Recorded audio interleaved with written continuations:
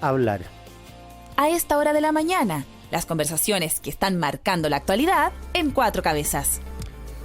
Vamos a conversar de la Antártica. Hemos tenido una noticia que Rusia descubrió petróleo en la Antártica, pero vamos a tratar de conocer la Antártica porque a mi juicio la conocemos poco, y para eso estamos al teléfono con el abogado Luis Valentín Ferrá. Abogado, muy buenos días.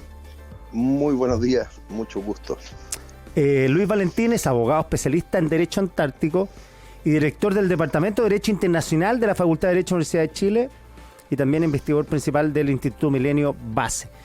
Vamos a partir por el principio, abogado.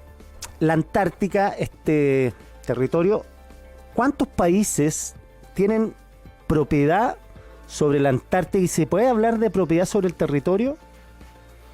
Esto es un tema complejo, como tantas cosas en el derecho internacional, por cierto, pero durante el siglo XIX y primera mitad del siglo XX hay un total de 7 países, incluido Chile, que manifestaron sus derechos sobre distintas porciones del continente antártico. De alguna manera el caso de Chile, Argentina y Reino Unido es el más complejo porque están parcialmente superpuestas sus reclamaciones. Entonces, cuando luego de la Segunda Guerra Mundial se determina de alguna manera enfrentar desde el punto de vista internacional la situación de la Antártica para garantizar que fuera un continente pacífico, que no hubieran ahí, piensa en todo el contexto de la Guerra Fría y todo aquello. Entonces, garantizar que allí no hubieran disputas militares, ni mucho menos.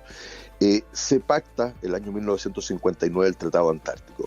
Y en el Tratado Antártico, uno de los puntos que tenía que solucionar era esto: la existencia de estos 7 países con derechos, pero ninguna de las dos superpotencias, ni Estados Unidos ni la Unión Soviética, estaban en ese grupo, y por supuesto que querían ejercer influencia allí, y había también otros países que participaban en la actividad antártica, pero que tampoco tenían estas reclamaciones. Y entonces lo que el Tratado Antártico hace con mucha fineza, por así decirlo, es buscar un equilibrio entre las distintas posiciones políticas territoriales que tenían estos países, de tal manera que reconoce los derechos de estos 7 países que tenían reclamaciones históricas, pero también a los otros les reconoce la posibilidad de impugnarlos. Entonces genera un equilibrio en el cual hasta el día de hoy estos 7 países siguen considerándose en su legislación doméstica, en su actuación, etcétera, como plenamente soberanos sobre esos territorios.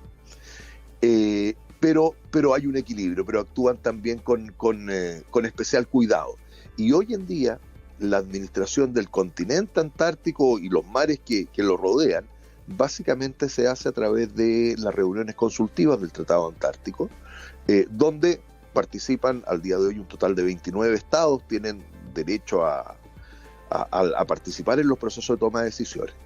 Y por supuesto, entre estos 29 están los 7 reclamantes, pero la verdad es que hoy en día lo importante para participar en los procesos de toma de decisión es ser parte de este Tratado Antártico, cumplir, por supuesto, con todas sus normas y todo un desarrollo. Hoy en día es muy importante todo lo medioambiental, por ejemplo, más que estas posiciones históricas, pero siguen ellas estando presentes de nuevo. Ahora que Rusia haya descubierto petróleo, puede generar cierta preocupación.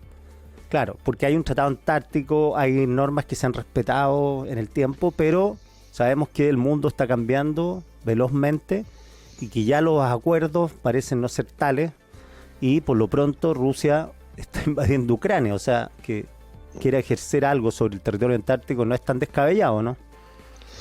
A ver, lo que pasa es que yo creo que creo que la preocupación es legítima, ¿eh? No quiero decir que no, pero yo creo que la información que ha circulado al respecto no es tan precisa. Ya. Esta información que ha circulado al respecto en realidad es una información de hace 4 años atrás.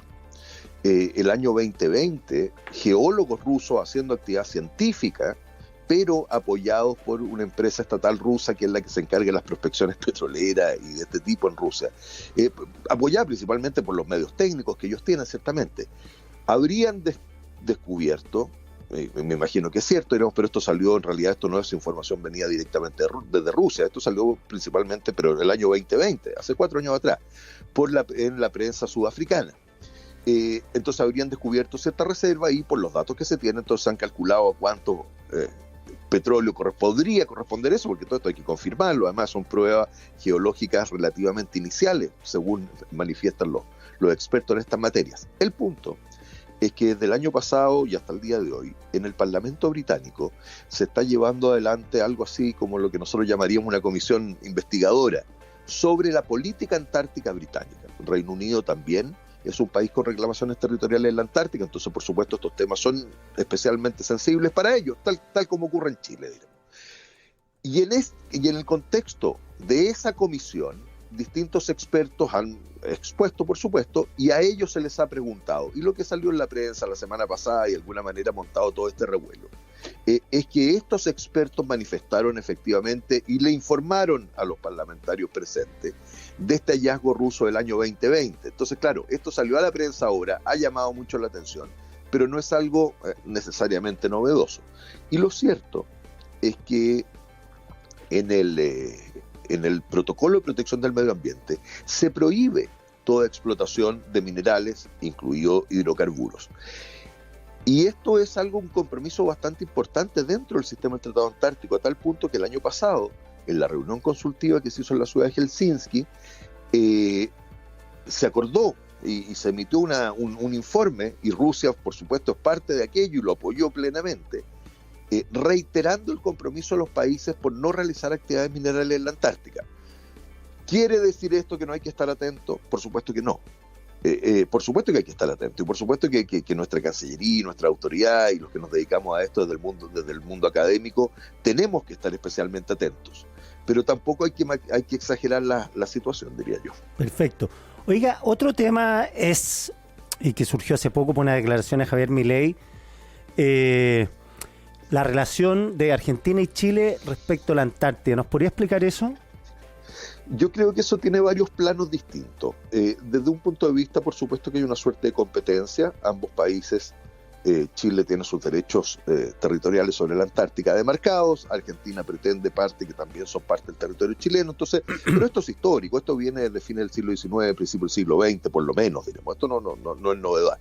Y en esta competencia, estos dos países, en particular a partir de los años 40, del año 1948, se firman algunos acuerdos entre Chile y Argentina, han logrado caminar en dos vías paralelas. Entonces, claro, cada uno de ellos trata de reforzar sus propios derechos a través de sus distintas acciones estatales y todo aquello.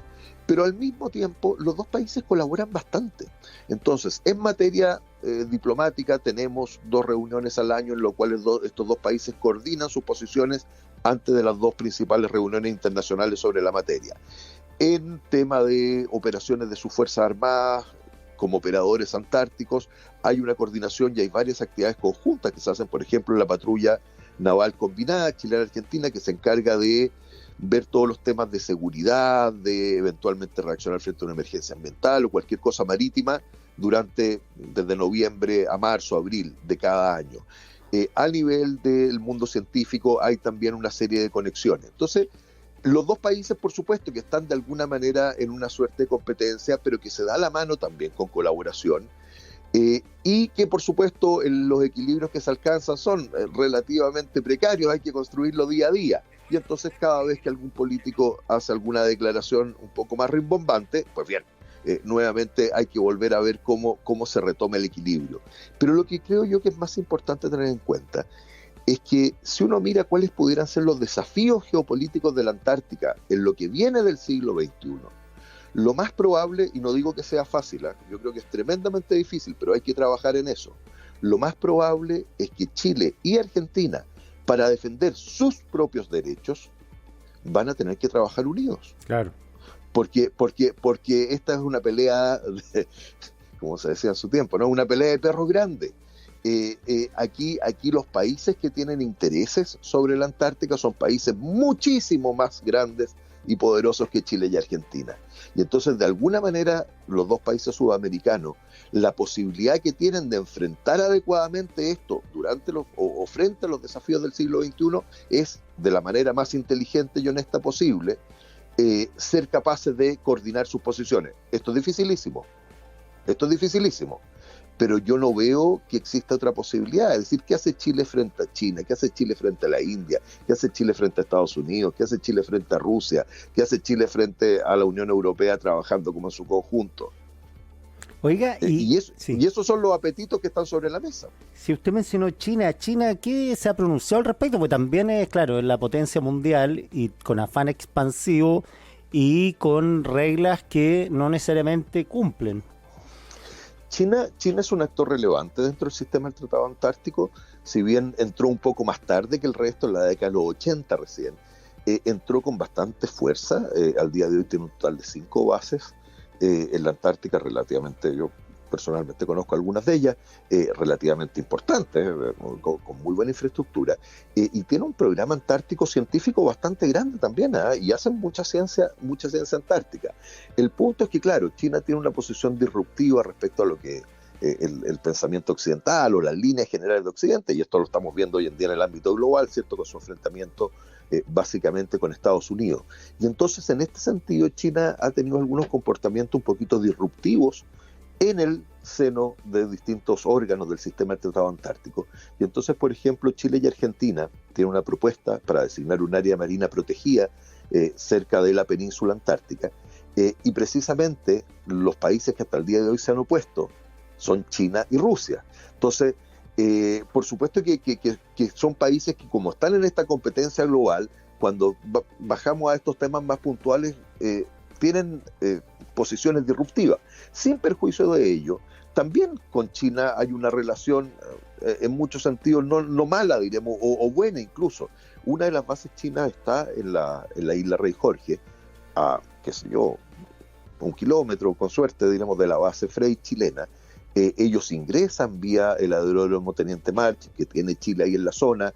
Ellos a esa base se opera, no todos los años es igual, pero generalmente desde Punta Arenas, todo el flujo logístico. Entonces, en términos generales, el sistema antártico funciona hasta el día de hoy relativamente bien, pero por supuesto que está impactado por todo lo que pasa en el ámbito global. Abogado Ferrada, muchas gracias por este contacto. Encantado, pues, cuando quieran. Buen fin de semana, chao. Chao, gracias. Todas las ideas que caben en 4 cabezas las escuchas cada mañana en Radio 13C con Quique Mojica.